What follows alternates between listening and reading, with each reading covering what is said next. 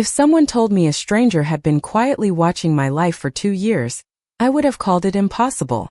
If they told me that stranger would become the most important person in my world, I would have laughed and walked away. At 54, I believe surprises belong to younger people. The kind of people who still downloaded dating apps, took spontaneous weekend trips, and believed the future was hiding something exciting just around the corner. I wasn't one of those people anymore. My name is Evelyn Carter, and after a 28-year marriage ended with a stack of legal papers and a painfully quiet house, I had settled into a routine that felt safe, predictable, small. Every morning, I unlocked the front door of my bookstore at exactly 8:30. Every afternoon, I arranged new arrivals on the display table by the window. Every evening, I carried a paper cup of tea upstairs to the apartment above the shop and spent my nights with old novels and even older regrets. Some people called it peaceful. I called it surviving. The bookstore sat on a quiet street in Portland, Oregon, squeezed between a bakery and a vintage record store. It wasn't glamorous, but it was mine. The scent of paper and coffee greeted me every morning, and over the years, the shelves had become more familiar than most people. Books never lied. They never left. They never woke up one day and decided they wanted a different life. Customers came and went, faces blending together into a pleasant blur. College students searching for bargains. Retired teachers hunting first editions. Tourists escaping the rain. Most stayed for a few minutes before disappearing back into the city. That Tuesday seemed no different. Outside, a light drizzle painted silver streaks across the front window. I was shelving a collection of mystery novels when the bell above the door chimed. Without looking up, I offered my usual greeting. "Good morning. Let me know if you need help finding anything." A soft voice answered. "Thank you. I think I already found what I came for." Something about the tone made me glance up. She stood near the entrance, holding a folded umbrella. Early 30s maybe. Blonde. Hair damp from the rain. Blue eyes that seemed unusually focused, as if she'd stepped into the bookstore with a purpose instead of curiosity. For a brief second, I felt the strange sensation that I had seen her somewhere before. The feeling vanished almost immediately. "Can I help you find a book?" I asked. She smiled politely. "Maybe later." Then she wandered deeper into the store. I returned to my work, but I noticed her more than I should have. Not because she was extraordinary. Not because she was trying to get my attention. It was the opposite. She moved through the aisles with a quiet confidence that felt oddly familiar. Every so often, I would catch a glimpse of her turning a corner between the shelves or studying a title on a display table. Hours later, when she finally approached the register, she carried 3 books.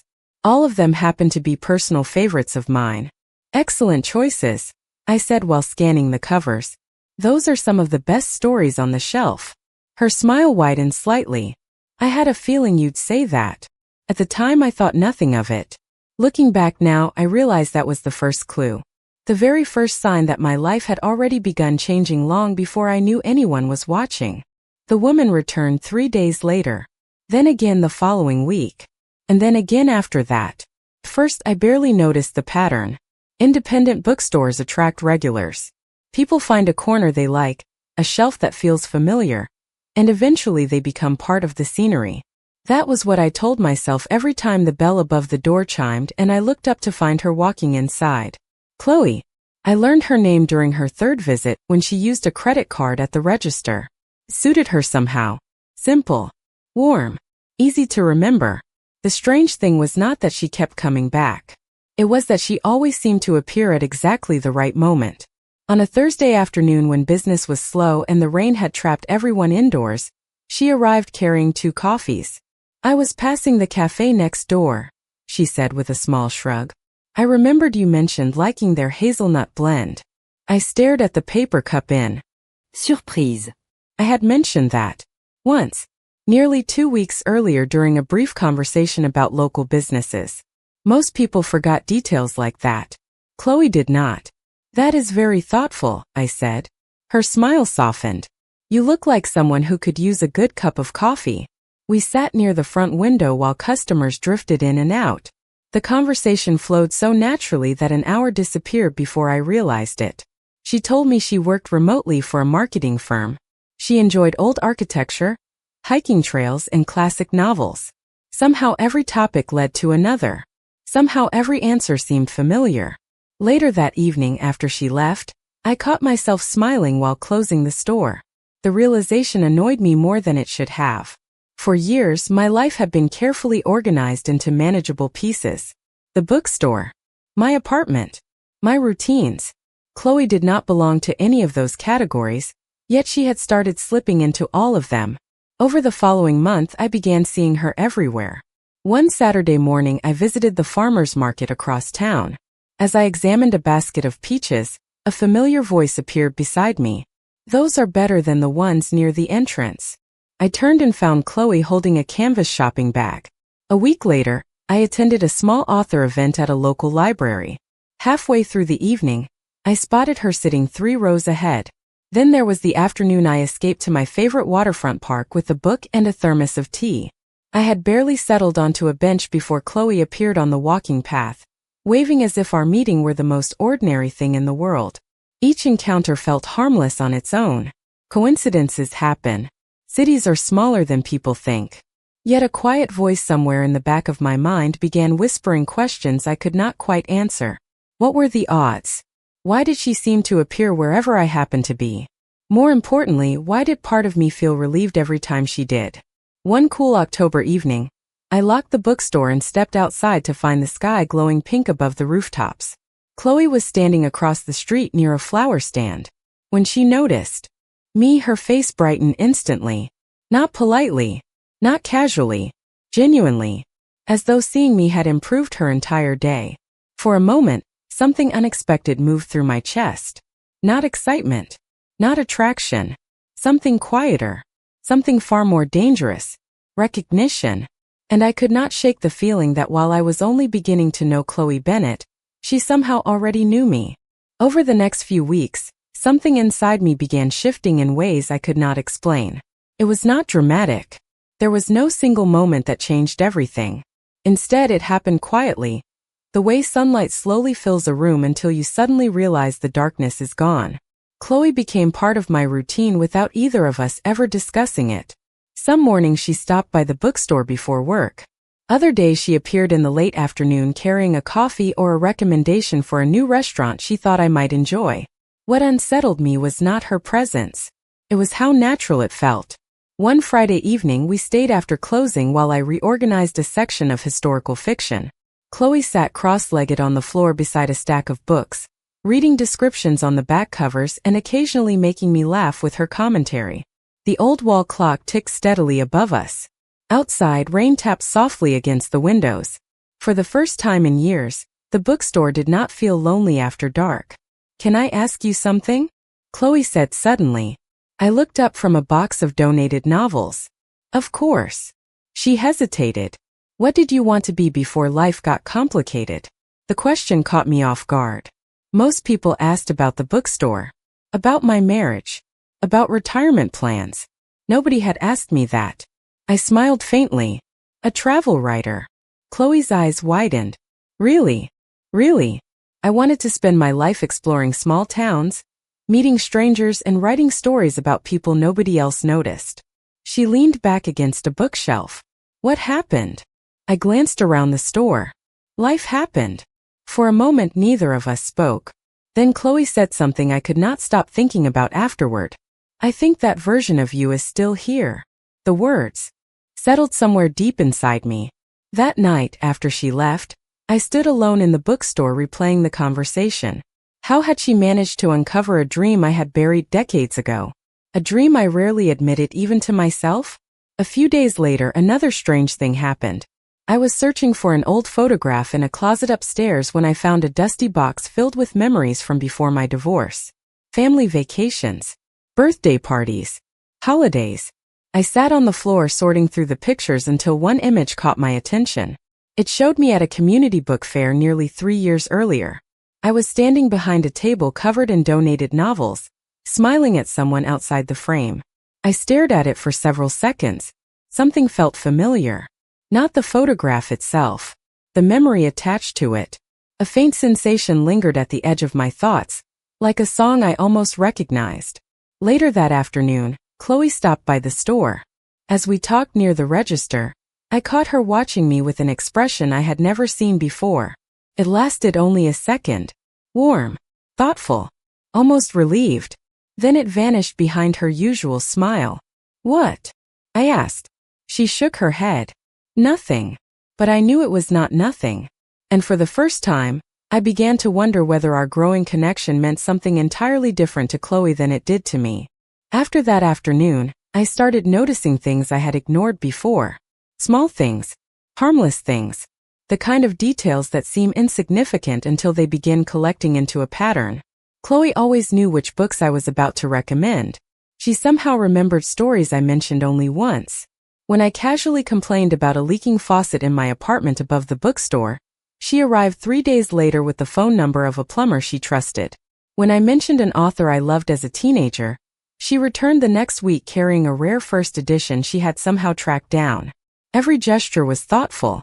Every conversation felt effortless. Every coincidence made less sense than the one before it. One chilly November evening, we met at a small cafe overlooking the river. The sky had already darkened, and reflections from the city lights shimmered across the water. I wrapped both hands around a mug of tea while Chloe sat across from me, listening as I talked about a customer who had spent 20 minutes arguing over a $3 discount. She laughed, shaking her head. "You always tell stories like a writer." The comment caught me off guard. "You keep saying that." "Because it is true." Her eyes held mine for a moment. "You notice people differently than most." I felt strangely self-conscious. "You give me too much credit." "No," she said softly. "I think you have spent years giving yourself too little." The conversation drifted elsewhere, but her words stayed with me long after we left the cafe. That was becoming a problem. Chloe had a way of saying things that lingered. Things I carried home and replayed while brushing my teeth or shelving books or lying awake at night staring at the ceiling. For years after my divorce, silence had been comforting. Now it felt crowded with thoughts of someone else. A week later, the bookstore hosted a small reading event. Around 30 people squeezed between the shelves while a local author discussed her latest novel. Chloe arrived early and stayed afterward to help clean up folding chairs. As we worked, one of my regular customers approached us with a knowing smile. "Your daughter is very sweet," the woman said. Before I could correct her, Chloe laughed. "I am not her daughter." The customer looked embarrassed. "Oh goodness, I am sorry." "It is okay," Chloe replied. "I take it as a compliment." After the woman walked away, an awkward silence settled between us. I focused on stacking chairs. Chloe gathered programs from the front row. Neither of us spoke for several seconds. Then she said quietly, "Does the age difference bother you?" My hands froze. The question landed harder than it should have. I looked up and found her watching me carefully. Not nervous. Not defensive. Simply waiting for an honest answer. "I have not really thought about it," I admitted. That was not entirely true. I had thought about it more than once. More than I wanted to admit. Chloe smiled faintly and nodded. Good. There was something in her expression then. Relief. Genuine relief. The same emotion I had seen before. The same feeling I could never quite explain. And as we locked the bookstore together that night, a strange realization settled over me. The more I learned about Chloe Bennett, the more perfect she seemed. And perfection, in my experience, was usually hiding something. December arrived with cold mornings, early sunsets, and a steady rhythm that somehow revolved around Chloe more than I cared to admit. By then, she was no longer simply someone who visited the bookstore. She had become part of my days. Sometimes she helped me unpack shipments. Sometimes she sat near the front window reading while I worked. Sometimes we wandered through the city after closing, talking about everything from childhood memories to books that had changed our lives. The strange thing was how easy it all felt. After my divorce, I had spent years convincing myself that meaningful connections belonged in the past. Yet every conversation with Chloe seemed to challenge that belief. One Saturday afternoon, a winter storm rolled across Portland. Rain hammered the sidewalks and powerful gusts rattled the bookstore windows. Business was nearly non-existent. Around 3 o'clock, the bell above the door chimed, and Chloe stepped inside, brushing droplets from her coat. "Please tell me you are not planning to spend the entire day working," she said. I laughed. That was exactly my plan. She shook her head. Unacceptable. An hour later, the bookstore was closed early, and we were sitting in a quiet restaurant overlooking the river. The storm had driven most people indoors, leaving the dining room nearly empty. Candlelight reflected softly against the windows while rain blurred the city beyond the glass. For a while we talked about ordinary things. Then, gradually the conversation shifted. Chloe asked about my marriage. Not the divorce. The marriage itself. The good years. The difficult years. The person I had been before everything changed. Most people avoided those questions. Chloe listened carefully to every answer. At one point she rested her chin against her hand and smiled. You loved deeply. I looked down at my there. I tried to. No, she said quietly. You did. Something about her certainty made my chest tighten. Nobody had ever said it like that before. Nobody had looked at me as though the best parts of my life were still visible. The storm worsened outside. Rain raced across the windows while distant headlights shimmered through the darkness. For a moment neither of us spoke. The silence felt comfortable. Familiar. Dangerous. I found myself studying her face, the thoughtful expression in her blue eyes, the warmth that seemed to appear whenever she looked at me. Then she smiled. A simple smile. Nothing dramatic. Yet something shifted inside me. The realization arrived so suddenly that it stole my breath. I had been looking forward to seeing Chloe every day. I had been rearranging plans to spend more time with her. I had been noticing the sound of her laughter before anything else in a crowded room. Somewhere along the way, what began as friendship had become something far more complicated. Chloe seemed to sense the change. Her expression softened slightly. Neither of us spoke about it. Neither of us needed to. When we finally left the restaurant, the storm had eased into a gentle drizzle. We stood beneath the awning for a moment, reluctant to say goodnight. Then Chloe stepped a little closer and quietly said, "Meeting you was the best thing that happened to me this year." I felt my pulse quicken. Looking back now, that should have been the moment I started asking harder questions. Instead, it was the moment I started falling in love. The discovery happened on an ordinary Tuesday, which somehow made it worse. If my life had taught me anything, it was that the moments that change everything rarely announce themselves in advance. They arrived disguised as routine. That morning began like dozens before it. I opened the bookstore, organized a shipment of used books, and exchanged text messages with Chloe about a restaurant she wanted us to try later that week. Nothing felt unusual. Nothing felt wrong. Around noon, a delivery driver arrived with a package that required a signature. The box was addressed to Chloe. Apparently she had used the bookstore as a drop-off location because she was scheduled to be out of town for a client meeting. I set it behind the counter and thought nothing of it. 2 hours later, the weather changed. Heavy rain rolled across the city, and business slowed to almost nothing. While carrying a stack of books into the storage room, I noticed water dripping from a small leak near the back window. Concerned about potential damage, I began moving boxes away from the wall. That was when I saw it. A dark storage container tucked behind several shelves. At first I assumed it belonged to me. The bookstore had accumulated decades of forgotten items. But when I pulled it forward, I noticed a luggage tag attached to the handle. Chloe Bennett. My stomach tightened slightly. I knew I should leave it alone. Instead, I decided to move it somewhere safer in case the leak worsened. As I lifted the container, the latch unexpectedly slipped open. Paper spilled across the floor. I froze. For several seconds I simply stared. Then I slowly knelt down. The first item looked harmless enough. A photograph. Then another. Then another. My pulse quickened. Every photograph featured the same person. Me. Some were recent. Others were older. Much older. Me standing outside the bookstore. Me walking through the farmer's market. Me attending a charity book fair. Me carrying groceries. Me sitting alone on a park bench reading. Dozens of photographs. Maybe hundreds. My hands trembled as I reached for a leather notebook that had fallen from the container. The cover showed signs of years of use. I opened it carefully. The first page contained a date from nearly 2 years earlier. Beneath it was a single sentence written in neat handwriting. Today I finally saw her again. A cold sensation spread through my chest. I turned another page. Then another. Entry after entry mentioned me. Places I had visited. Conversations I had no memory of having with her. Details about my favorite books, my routines, my habits, my life.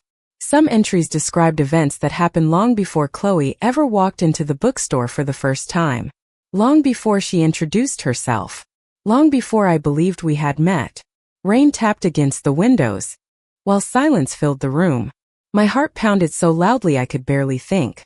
The realization arrived piece by piece, each one more unsettling than the last. None of our meetings had been accidents. None of the coincidences had been coincidences. Chloe had known where I would be. She had known what I liked. She had known far more about me than I had ever imagined. And as I sat there surrounded by photographs and journals, staring at evidence that stretched back 2 full years, one terrifying question echoed through my mind. Who exactly was Chloe Bennett? I did not confront Chloe immediately. Looking back, maybe I should have. Maybe any reasonable person would have picked up the phone, demanded answers, and ended whatever strange illusion had been building between us. Instead, I spent the rest of the afternoon sitting alone in the storage room, surrounded by evidence that should have terrified me. The photographs, the journals, the dates. None of it made sense. Yet beneath the shock was something even more confusing. I did not feel afraid of Chloe. I felt betrayed by her secrets. There is a difference. That evening I closed the bookstore early. Rain still drifted across the city in soft gray waves as I climbed the stairs to my apartment. I carried one of the notebooks with me. Part of me knew I should not read any further. Another part needed answers. I sat beside the window and opened it again. The entries stretched back nearly 2 years. Some were short observations. Others filled entire pages. What disturbed me most was not the level of detail. It was the emotion behind the words. Chloe was not documenting a stranger. She was writing about someone she deeply admired. Someone she desperately wanted to understand. Someone who mattered. Around midnight my phone buzzed. Chloe. Just seeing her name made my chest tighten. For several seconds I stared at the screen before answering. Hey, she said warmly. You disappeared today. Everything okay? The concern in her voice sounded genuine. That somehow made everything harder. We need to talk. Silence followed. Not long. Just long enough. You found it, she said quietly. My heart skipped. She already knew. Yes. Another pause. Then a slow exhale. I can explain. Then explain. Her voice softened. Not over the phone. We agreed to meet the next morning before the bookstore opened. I barely slept. Questions chased each other through my mind until sunrise. By 8 o'clock I was standing inside the bookstore waiting. The familiar shelves suddenly felt unfamiliar. The entire place seemed different now that I knew our story had not begun where I thought it had. At exactly 8:15, the bell above the door chimed. Chloe stepped inside. For the first time since meeting her, she looked nervous. Not defensive. Not angry. Nervous. She removed her coat slowly and stood near the register. Neither of us spoke at first. Finally, I placed one of the journals on the counter between us. Tell me the truth. Chloe looked at the notebook and nodded. Okay. She drew a slow breath. I followed you. Hearing the words spoken aloud sent a chill through me. For how long? 2 years. I closed my eyes briefly. Even though I already knew the answer, hearing it felt different. More real. More painful. Why? Her blue eyes met mine. There was no hesitation now. No attempt to avoid responsibility. Because I needed to find you. You already found me. No, she whispered. I found you 2 years ago. The room suddenly felt very still.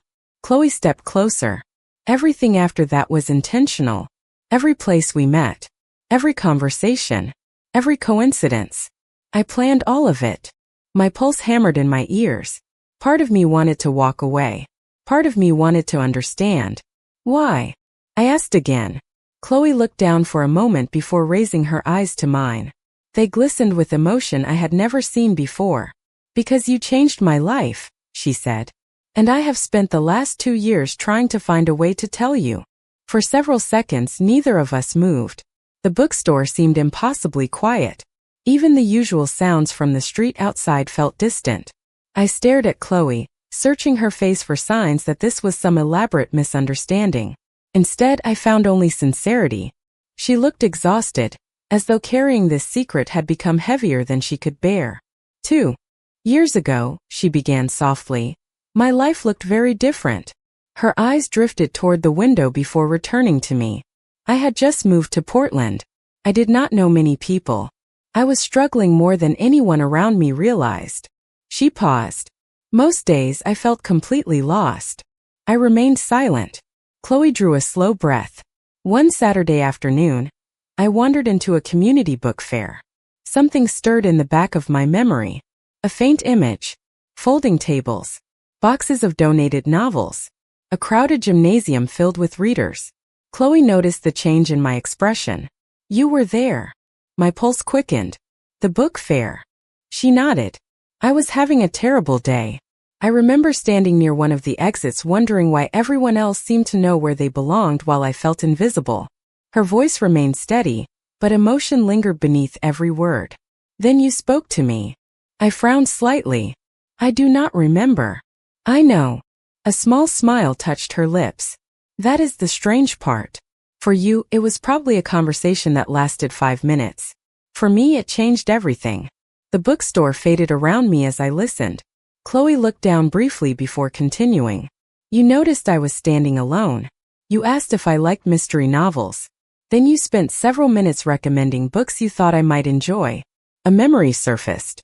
Vague but familiar. A young woman with blonde hair. A nervous smile. A stack of paperbacks.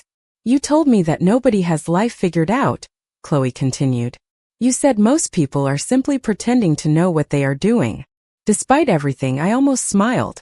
That sounded exactly like something I would say. You also told me that starting over is not a failure. It is proof that you are still willing to believe your story is not finished. This time I remembered. Not perfectly. Not every detail. But enough. A brief conversation. A stranger. A moment I had forgotten almost immediately afterward. Chloe never did. After that day, she said quietly, things began changing for me. Not overnight, but gradually. Her eyes glistened. Whenever life felt difficult, I remembered that conversation. I remembered you. The anger I had been carrying since finding the journals began shifting into something more complicated. Confusion. Sympathy. Understanding. Chloe stepped closer. A year later, I saw you again by accident at the farmer's market. I felt my heart sink. And that is when you started following me. She nodded slowly. At first, I just wanted to thank you. Then I became afraid. Afraid of what? Her smile was sad. Afraid that if I walked up and told you the truth, you would not even remember who I was. The answer landed harder than I expected. Because deep down I knew she was right. If she had approached me that day and mentioned the book fair, I probably would have struggled to recall it. Yet for Chloe, that moment had become the foundation of an entirely different life. And standing there across from her, I finally understood that the story was far more complicated than I had imagined. For a long time, neither of us spoke. The silence between us felt different now. Not empty, not uncomfortable, just heavy with everything that had finally been said. I looked around the bookstore at the shelves I had organized thousands of times, at the familiar corners that suddenly seemed connected to a story I never knew existed. Chloe stood a few feet away waiting, not defending herself, not asking for forgiveness, simply waiting for whatever came next. So all of this started because of a conversation? I asked quietly. Chloe nodded. It started because someone treated me like I mattered when I had forgotten how to believe that myself. I lowered my eyes. For years I had measured my life by failures. A marriage that ended. Dreams I never pursued. Opportunities one let slip away. Yet somehow the moment that changed Chloe's life had been so small that I barely remembered it. The realization was humbling. You should have told me, I said. I know. Her voice trembled slightly. I wanted to. More times than I can count. She looked toward the front window where pale winter sunlight filtered through the glass. But every time I imagined telling you, I became afraid that the truth would make you walk away. I understood that fear more than I wanted to admit. We spent so much of our lives protecting ourselves from rejection that sometimes we created the very thing we feared. Chloe had hidden the truth. I had hidden my feelings. Neither choice had brought us peace. Minutes passed. Customers would arrive soon. The bookstore would open. Life would continue. Yet it felt as though everything depended on what happened in the next few moments. Finally, I asked the question that had been sitting in my chest since the night I discovered the journals. What was the plan? Chloe blinked. What do you mean? You spent 2 years building all of this. Following me. Learning about me. Creating opportunities for us to meet. What was the end goal?